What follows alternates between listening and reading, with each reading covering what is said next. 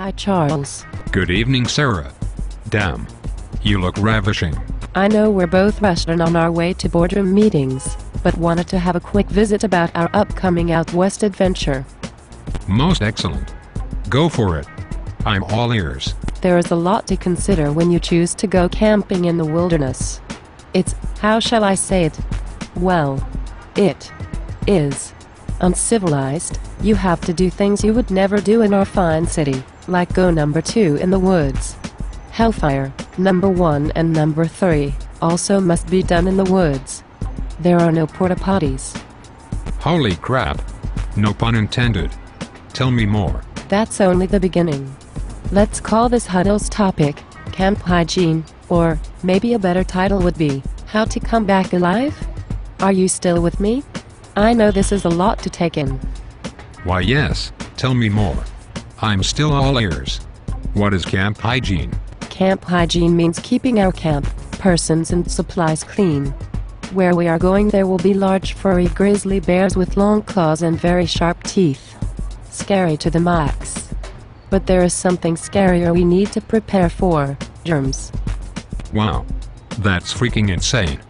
Get out of here. If germs were agents in a far-out story, they would be called agents of infection. They are the bad guys. We don't like the bad guys, Charles. Oh. My. God. Agents of infection will be on our adventure? You. Cannot. Be serious. Whoa, Nelly. My name is not Nelly. Please. Go on. If we practice good camp hygiene during our adventure we will avoid getting, or spreading diseases. Good camp hygiene will enable us to have a good experience and return home not infected with anything. Are you freaking kidding me? This is out of this world. Like I was saying, germs, or the agents of infection, are pathogens. These pathogens are microorganisms whose nature is to cause suffering. That's right, suffering. And they are damn good at it. I'm at the edge of my seat. I can hardly contain myself. Oops. I tooted. Excuse me. Germs enable, via direct and indirect contact, disease and illness to spread among people.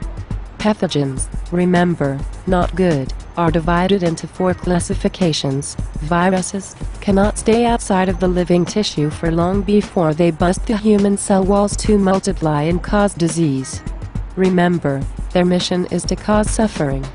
The flu and common cold are examples of major viruses. Oh.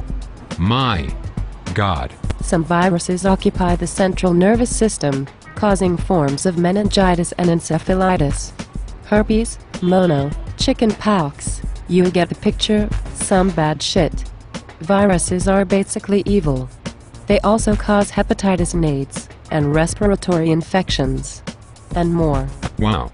This is blowing me away. This trip is going to be epic. No shit, Sherlock. And I have more. Bacteria is another bad guy. Bacteria grow independently, without need for a host cell, whatever the hell that means. A word I can't pronounce, Staphylococcus aureus, lives on the surface of skin and is responsible for wound infections, abscesses, bacterial pneumonia, and some food poisonings. Get out of here. This is insane. Here is also streptococci, causing strep throat, scarlet fever, and other bad stuff. Warning, here comes another big-ass word, Clostridium tetani, lives in soil and causes tetanus. Bacteria also include Escherichia coli, which causes urinary tract infections, and Salmonella. Vanilla salmon? Hell, no, Charles. Don't mock me. This is serious stuff I'm wasting our time on. E. coli and Salmonella cause this is sorta embarrassing, but diarrhea. Can you imagine? Diarrhea in the woods. Are you kidding me? We should get a discount. What a spectacle. Oh. My. God, Sarah, you are truly freaking me out. I picked the wrong week to give up decaf. Now calm down, Charles. You can do this. Next, fungi. Fungi are life forms that feed on living plants, decaying organic matter and animal tissue. Athlete's foot, jock itch like you get after playing in the imbecile racquetball league are some examples. Finally, Parasites that cause disease in humans are protozoa, whatever the hell this word means, that include mosquito-borne plasmodium of malaria, and waterborne giardia. Princess, you are terrifying me. Like I said, I'm about to freak out. And yet, I'm intrigued. This is so wild. You got that right. But we can stay healthy in the wilderness by keeping the agents of infection, the evil ones, out of our camp. These are steps we will take to integrate camp hygiene so as to prevent all the bad stuff from happening to us. Oh my God. I have not been this ecstatic since that one night playing bingo with you after our date at the Waffle House. Go on. Number 1. Hand washing. In camp we will be expected to have clean hands at all times, especially after urinating or taking a dump, before cooking, and before administering first aid, if, God forbid, that becomes necessary. There are 8 steps for hand washing. I know, 8 steps. For crying out freaking loud, right? Here are the tips. Rinse your hands in hot water that is 100-120 degrees Fahrenheit. Soap up until you get a good lather. And then, work it. Really work that lather. The way Buck Tilton makes it sound in the book, it sounds like lathering can be one heck of a great time. So, lather like it counts. Concentrate on your fingernails and fingertips. In fact, go crazy. Clean under your fingernails. Next, rinse thoroughly under hot water. Apparently this is very, very, very important. Then, repeat. Oh man. This is all so freaking amazing. You are blowing my mind with this stuff. And, wait, that's not all. You must dry your hands. For whatever reason, drying your hands is very, very important. By the sounds of it, we will be expected to wash our hands even while crossing rivers, walking down a trail and hellfire, probably while sleeping, too. So, I plan to laminate a cheat sheet card with these tips on them for us. You're welcome. Oh, how I love you. Thank you, my dear. I won't lie, your smarts are turning me on. Next up, food-related steps. First, we should not cook a surplus.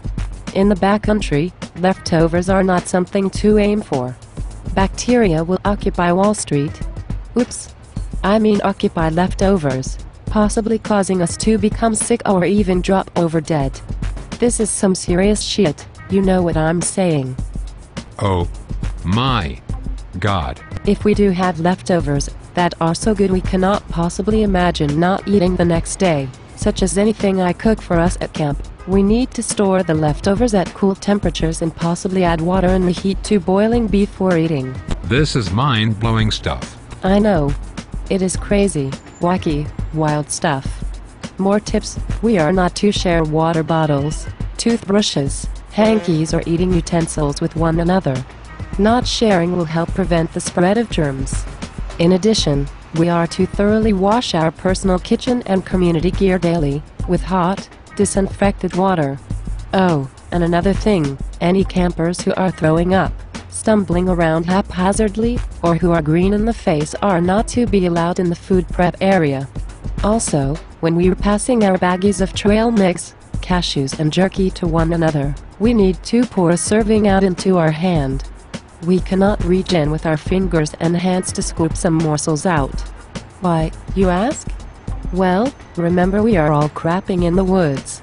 We're touching ourselves and burying poop. We are dirty. Our fingers, too. So we don't reach into the snack bags. We pour out of them. Got it? This one is really complex, so I want to take it slow for you. Certainly. It is some heady stuff. But I'm still with you. Super duper intrigued, even if I'm on the verge of freaking out. Step 3 involves fecal contamination. Fecal? What does that mean? Oops. Excuse me. Pertaining to poop. And that is the point here. We will each need to dig our very own individual, deep holes in the earth in which we will deposit our feces. You cover each dump you take with a little soil, and when you're all done with that hole, like, say you are getting ready to break camp, you fill it in. Also, you don't dip your shovel in the hole after it is occupied by your feces. Remember, we are trying to keep everything clean. These holes need to be dug at least 200 feet. 200 feet deep? Oh my God. Look at me. Do I look like someone who can dig 200 feet? No, Dingleberry. I still love you. But, come on. Be reasonable. Not 200 feet deep. 200 feet away from water, placed where there is little chance of discovery. Apparently someone or some animals covered our poop. The West is weird. Are you about done? I'm scheduled to close a multi-billion-dollar deal in 7 minutes. But frankly, this is so exciting, I'm tempted to bag my meeting. I am pumped up, scared, intrigued, all at the same time. To be honest, hearing about how to poop in the woods is more exhilarating for me than closing the big deal. Please, tell me more. Also, the color of your suit brings out your eyes. I'm just saying. Aw. Thanks, hot buns. I would be lying if I said I wasn't feeling warm at this moment. Speaking of warm, next up is potty. We must urinate on rocks or in non-vegetated spots far from water sources when possible. This one I don't think we need a laminated cheat sheet card for. Finally, last one, water disinfection. There are 4 proven ways to do this, which I will not go over right now.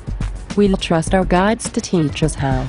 But it is important. I'm telling you, this has been the most exciting 11.5 minutes of my life. Well, I'm afraid that is all I've got for you now. Just remember, if we practice excellent camp hygiene, we will prevent the agents of infection from taking over our adventure and communicating bad shit to us. You got that right. By the way, my name is not Charles. But that's okay. What matters is I'm the guy going with you on the adventure. Awesome. See you later, alligator. Whatever your name is, you rock my world. I cannot wait to go into the wild with you. You got that? Look at me. We are going to get wild.